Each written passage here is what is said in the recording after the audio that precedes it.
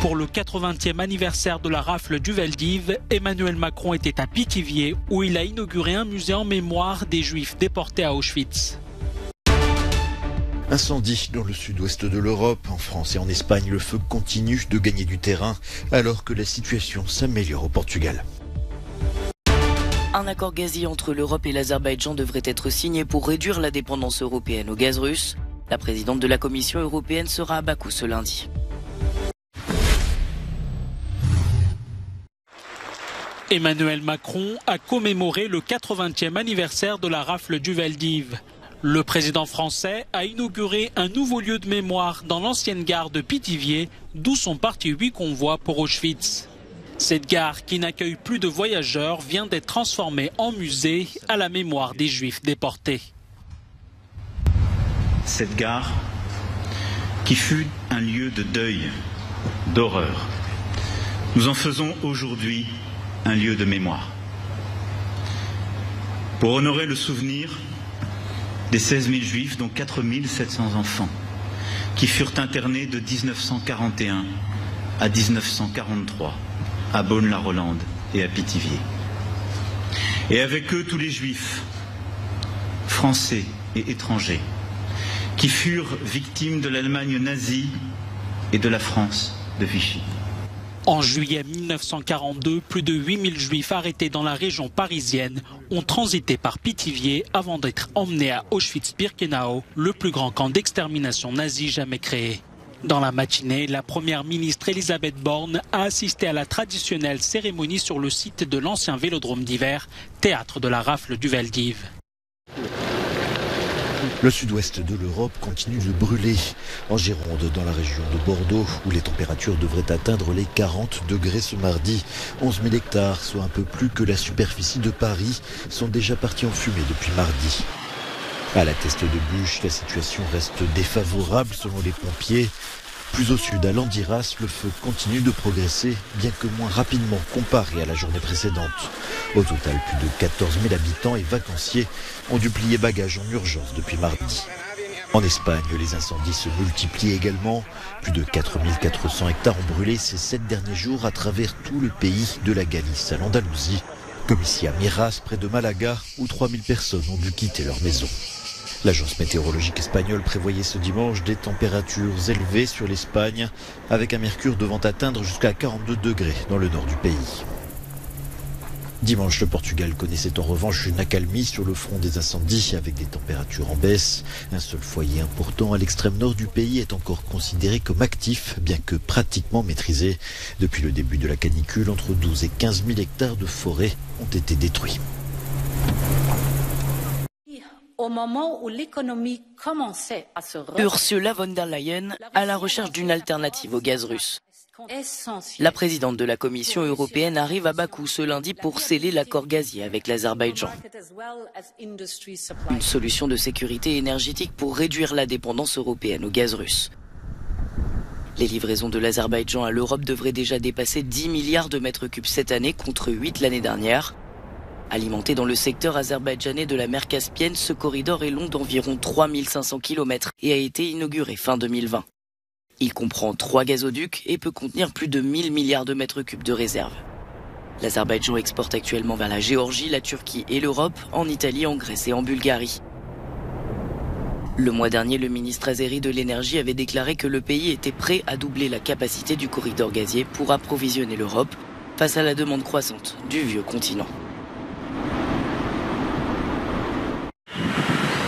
Erevan, capitale de l'Arménie. C'est ici, dans cet ancien pays satellite de l'Union soviétique, que de nombreux Russes ont trouvé refuge depuis le début de la guerre en Ukraine. Avec une conséquence, les prix des loyers se sont emballés en à peine 5 mois. Nous avons eu beaucoup de clients venant de Russie à partir du mois de mars. L'Ukraine et le Bélarus aussi, mais la principale vague vient de Russie. Ils ont commencé à louer des appartements et les tarifs ont commencé à augmenter. Les prix des loyers sont maintenant 30 à 40% plus élevés qu'avant.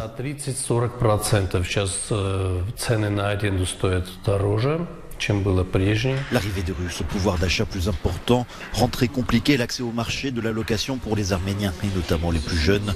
Les prix sont désormais au niveau de certaines capitales européennes. Si je voulais louer un appartement avec un budget d'environ $600, il y a 3 mois, je pouvais trouver un bel appartement dans le centre, avec une chambre à coucher. Et maintenant, le même appartement coûtera environ $1200.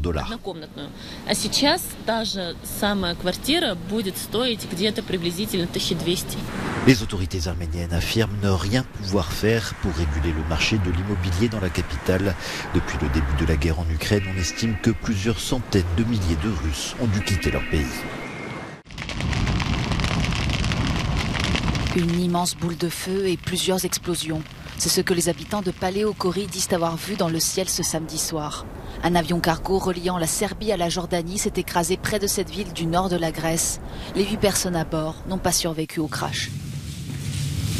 L'avion était un Antonov 12 dont le propriétaire était la compagnie ukrainienne Meridian Ltd avec un indicatif d'appel MEM 3032. Malheureusement, selon les informations disponibles, les 8 membres de l'équipage ont perdu la vie lors de l'accident d'avion. Selon les enquêteurs, le pilote aurait tenté d'effectuer un atterrissage d'urgence en raison de problèmes de moteur. L'avion s'est écrasé à 2 km d'une zone habitée. Nous avons vu quelque chose de lumineux descendre en direction du château, mais nous avons pensé que c'était une lanterne. Mais après, nous avons crié au feu. Qu'est-ce que c'est? Est-ce un avion? Qu'est-ce que c'est? Jusqu'à ce que nous comprenions ce que c'était. Il s'est écrasé par terre, on était terrifiés. Nos enfants n'arrêtaient pas de crier. L'avion transportait environ 11 tonnes d'armement à destination du Bangladesh. Une cargaison dangereuse qui a pris feu et émet depuis une fumée toxique. Samedi soir, les autorités ont appelé les habitants à rester chez eux et à ne pas utiliser les systèmes de climatisation. 10 personnes ont été tuées par balle samedi dans la province indonésienne de Papouasie. La police a attribué l'attaque meurtrière à des rebelles séparatistes. Les autorités indonésiennes ont annoncé qu'une enquête était menée pour comprendre les motivations des assaillants. Ancienne colonie néerlandaise, la Papouasie a déclaré son indépendance en 1961, mais l'Indonésie voisine en a pris le contrôle 2 ans après. 5e jour de mobilisation ce samedi à Budapest. Des milliers de personnes ont manifesté pour dénoncer la nouvelle réforme fiscale du gouvernement du Premier ministre Viktor Orban. Censée lutter contre l'inflation, celle-ci devrait alourdir les impôts de centaines de milliers de commerçants et de petites entreprises.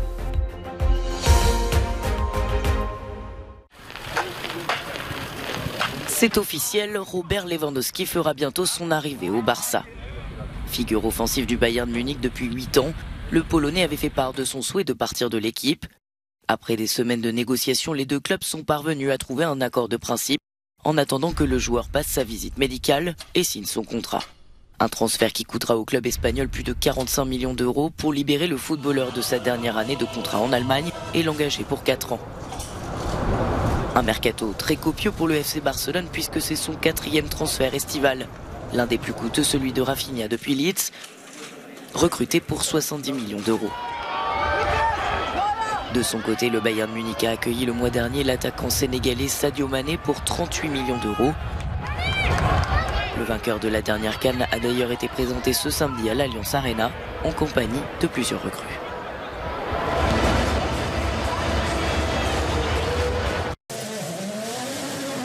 Le pilote finlandais Kalle Rovanperä survole le rallye d'Estonie et remporte ce dimanche sa 5e victoire au championnat du monde WRC. Avec une course totalement maîtrisée en Estonie, le pilote de Toyota creuse encore l'écart au classement général devant le Belge Thierry Neuville qui termine au pied du podium. À seulement 21 ans, si Rovanperä était sacré à la fin de la saison, il serait le plus jeune champion du monde de rallye. L'autre pilote de Toyota, Elfyn Evans, termine la course à la 2e place et remporte de précieux points pour son équipe. Attendu comme l'un des favoris de cette course, l'Estonien Ott Tänak termine sur le podium mais loin derrière les Toyota.